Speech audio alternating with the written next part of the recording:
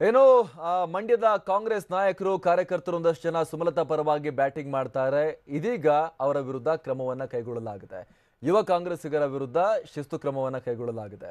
ಯುವ ಕಾಂಗ್ರೆಸ್ ಘಟಕದ 6 ಪದಾಧಿಕಾರಿಗಳನ್ನ ಉಚ್ಚಾಟಿಸಿ ಆದೇಶವನ್ನ ಹೊರಡಿಸಲಾಗಿದೆ.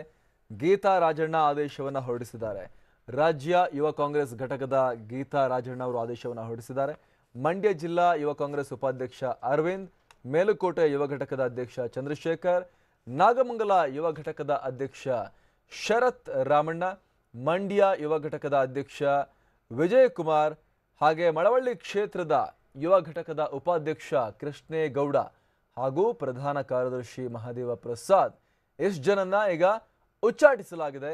ಈ ಮೂಲಕ ಸುಮಲತಾ ಜೊತೆ ಹೋಗುವವರಿಗೆ ಎಚ್ಚರಿಕೆಯನ್ನು ಕೊಡುವಂತ ಪ್ರಯತ್ನವನ್ನ ಕೂಡ ನಡೆಸಲಾಗಿದೆ. ಅದರಲ್ಲಿ ಗಮನಿಸಬೇಕಾಗಿರುವಂತ ವಿಚಾರ ಅಂದ್ರೆ ಈ ಬರೀ ಯುವ ಕಾಂಗ್ರೆಸ್ನ ಹುಡುಗರು ಮಾತ್ರ ಓಡಾಡಿದ್ದಲ್ಲ ಸುಮಲತಾ ಜೊತೆ. ಅಲ್ಲಿನ ಮಂಡ್ಯದ ಫ್ರಂಟ್ ಲೈನ್ ಕಾಂಗ್ರೆಸ್ ನಾಯಕರು ಕೂಡ ಗುರುತಿಸಿಕೊಂಡಿದ್ದಾರೆ. ಆದ್ರೆ ಅವರ ವಿರುದ್ಧ ಸದ್ಯಕ್ಕೆ ಯಾವುದೇ ಕ್ರಮ ಆಗಿಲ್ಲ.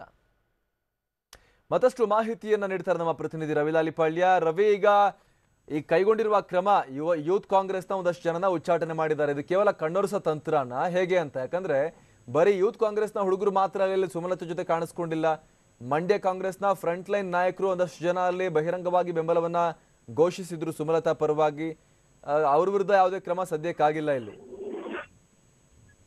ಅಮರ್ ಪ್ರಸಾದ್, ಏನು ಮಂಡ್ಯ ಮಟ್ಟಿಗೆ ರಾಜ್ಯ ಕಾಂಗ್ರೆಸ್ನ ನಡೆ ಏನು ಮಗುಗೆ ನೀನ್ ಹತ್ತಂಗ್ ಮಾಡು ನಾನು ನೋಡ್ದಂಗ್ ಮಾಡ್ತೀನಿ ಅಂತಕ್ಕಂತ ಒಂದು ಗಾದೆ ಮಾತನ್ನ ನೆನಪಾಗಿದೆ. ಯಾಕೆಂದ್ರೆ ಕಳೆದ ಕೆಲವು ದಿನಗಳಿಂದಲೂ ಕೂಡ ಮಂಡ್ಯದಲ್ಲಿ ಇರ್ತಕ್ಕಂತ ಕಾಂಗ್ರೆಸ್ ಮುಖಂಡರುಗಳು ಇಲ್ಲಿ ಹೊಂದಾಣಿಕೆ ಆಗೋದು ಬೇಡ, ಮತ್ತೆ ಯಾವುದೇ ಕಾರಣಕ್ಕೂ ಜೆಡಿಎಸ್ಗೆ ಸ್ಥಾನವನ್ನ ಬಿಟ್ಕೊಡೋದು ಬೇಡ, ನಾವು ಫ್ರೆಂಡ್ಲಿ ಫೈಟ್ ಮಾಡ್ಬೋದು ಅಂತಾನೆ ಹೇಳ್ತಾನೆ ಬಂದಿದ್ರು. ಆದ್ರೆ ಉಪಚುನಾವಣೆಯಿಂದನೂ ಕೂಡ ಏನು ಜೆಡಿಎಸ್ಗೆ ಅಭ್ಯರ್ಥಿನ ಬಿಟ್ಕೊಡ್ಲಾಗಿದೆ. ಈಗಲೂ ಕೂಡ ನಿಖಿಲ್ ಅಭ್ಯರ್ಥಿಯಾಗಿ ಆಯ್ಕೆ ಆಗಿದ್ದಾರೆ. ಆದ್ರೆ ನಿಖಿಲ್ನ ಬೆಂಬಲಿಸ್ಲಿಕ್ಕೆ ಯಾರೊಬ್ರು ಕೂಡ ಮುಂದೆ ಅಂದ್ರೆ ಬಹಿರಂಗವಾಗಿ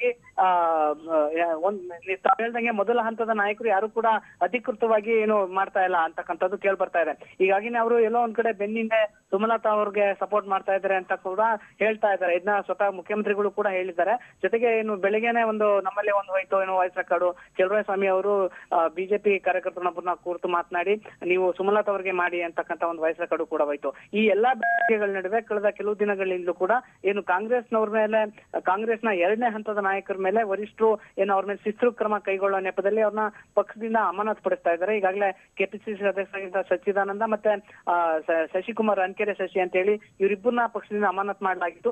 ಈಗ ಮತ್ತೆ 6 ಜನ ಯುವ ಕಾಂಗ್ರೆಸ್ನ ಘಟಕಗಳ ಅಧ್ಯಕ್ಷರುಗಳು ಮತ್ತೆ ಪದಾಧಿಕಾರಿಗಳನ್ನ ಈಗ ಸಸ್ಪೆಂಡ್ ಮಾಡಲಾಗಿದೆ.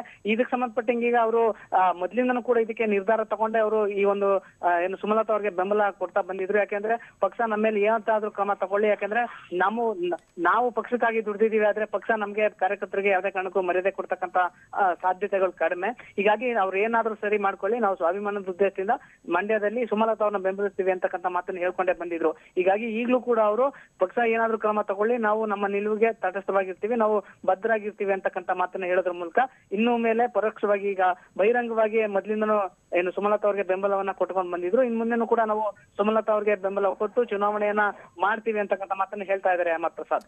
Thank you Ravi.